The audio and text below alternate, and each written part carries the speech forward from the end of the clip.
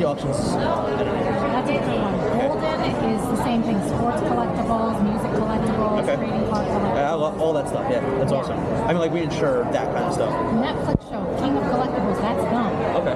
Yeah. I'm gonna interject because he wants to see some of the blockchain. I do. And this is I scan something. Now what do I have to do? This is all the info. You can save it if you want, and it saves it to your phone. But also it's that's my website, cool. My portfolio. Yeah, cool. All the good stuff. So have you heard of this program before, or this platform called Magic Eden? No. So this is where artists can put their artwork on the blockchain. So this was a 555 handmade paintings, and here's some of the examples of my paintings. They're real paintings. Sorry, what's 555? 555 pieces, so it's an angel number to me. So the number 555 is significant to me because so that's you made 555. Got it. So to me, I would like to have some type of significance on why I have this number, why I want to do this many. So you get utility when you mint one of my pieces. You can go to my art shows, you can get the IP wrapped, you can come to any of these big parties that I'm hosting. So if I open the collection, I can see others that are buying and trading and collecting my pieces. So these are all unique paintings, and they're all something that I created myself. And then you open one up. So this one says not listed, so that means that they're not selling it. But others will own this. So you open up the wallet of the owner that collects it, and they're like a concierge. Maybe they're collecting others. So some of this is like called PFP artwork, which is what the Bored Apes are. It's like like an ape, and they all have different rarities to it. So how you get it to the blockchain is you need to make what's called metadata. So the metadata is describing what's in the art piece. So if I'm showing you one of my paintings that's red and blue and there's textures in it like gems, I have to physically create a CSV that says what colors are in it, what backgrounds are in it, what textures are in it, and then they take that CSV and we convert it into metadata. So then when it goes on the chain and you collect that one piece, you'll open it up and you'll see all of those individual rarities. So it takes all of the collection of the five. I'm trying to make it sound more easy. You're simplifying it as well as you can for me. I appreciate it. So there's 555 pieces. Let's say there's 2 red ones, right? That means that is a very rare piece. So that painting would be higher in value if someone wanted to collect it, because it's a smaller amount of those in that full collection. So I don't launch as many collections as I have before, because I'm trying to fine tune it to go on other blockchains and not just be on the Ape or the Abstract or the Ethereum. Super layman question here. So everything that we're talking about is based on sort of real physical art. Sure. Yes. Yes. So what you do is you sort of write it up in a sense, and mint it, right? So that it could be turned into metadata. Yes. I know I'm never going to understand it. How does that happen? How do you launch it? How do you go from your... So, okay, actually, let me do it differently. Yes.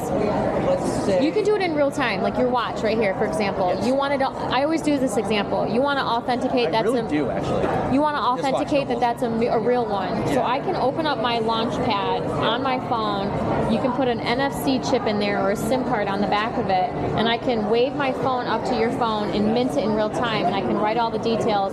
I'm just going to make something up. This is a Rolex, etc., etc. It's worth this much. I bought it in this area.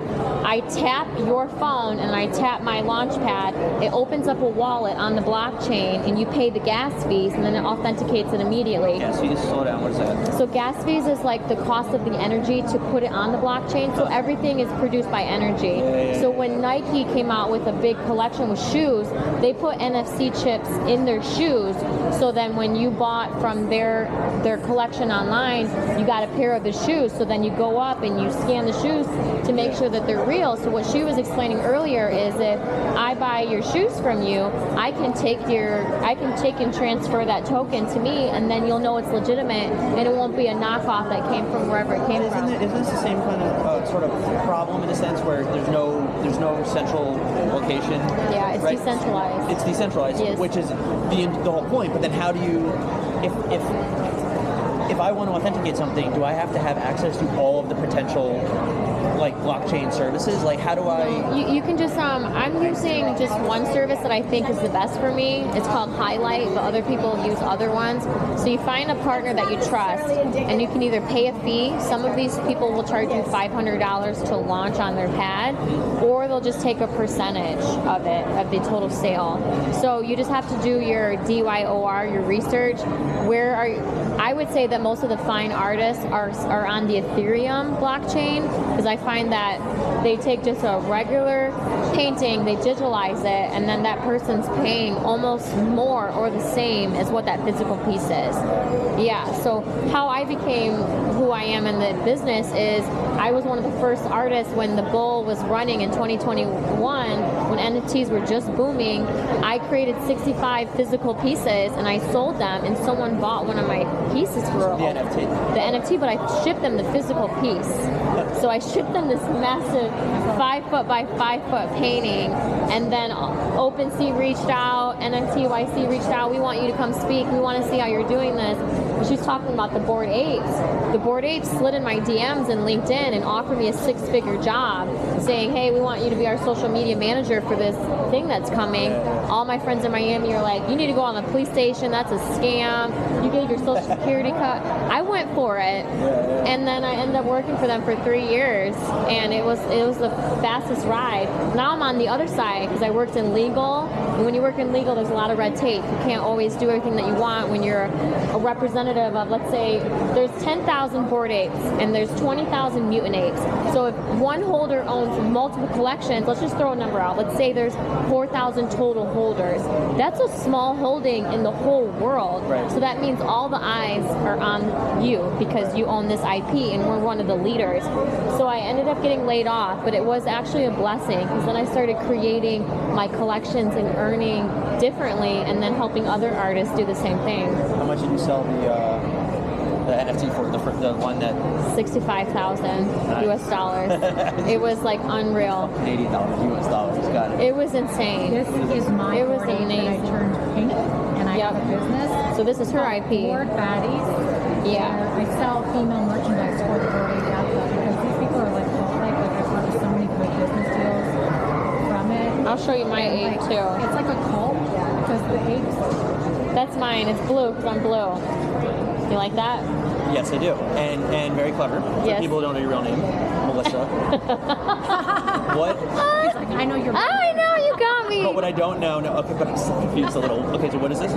He's a mutant. So he drank the serum. No, not then the he character. exploded. What is this? He's an NFT. This is an NFT. Yes. But like, this is a picture of the A NFT. PFP, yep. PFP is A profile picture. Got it. Oh. So when you're in these clubs, everyone will know who you are and what club you're in based on your PFP. So there's other PFPs too, right? There's these like wolf-looking things as well. Okay. See, mine I turned pink to commercialize it for people. Yeah. Which one is this? This is my.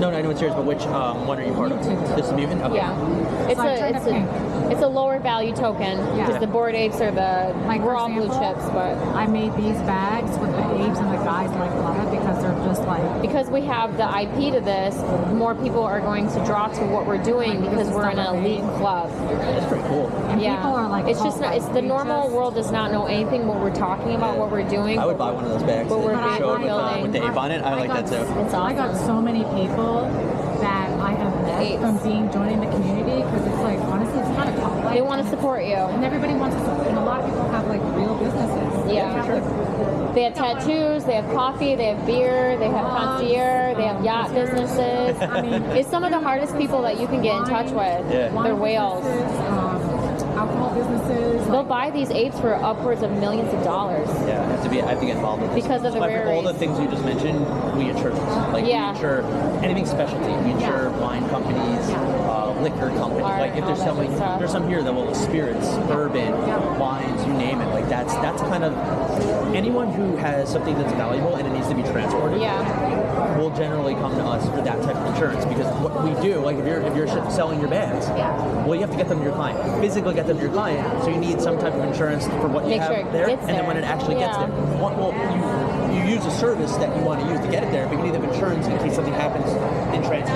And in art, it's damaged, but in bags, it might be gone, might not make it there. Coins, gold, and that sort of stuff, it just people steal the shit All the time. Every claim I have claims, I'd say once a day. I don't deal with them anymore. I have people that deal with them, but I receive the information initially.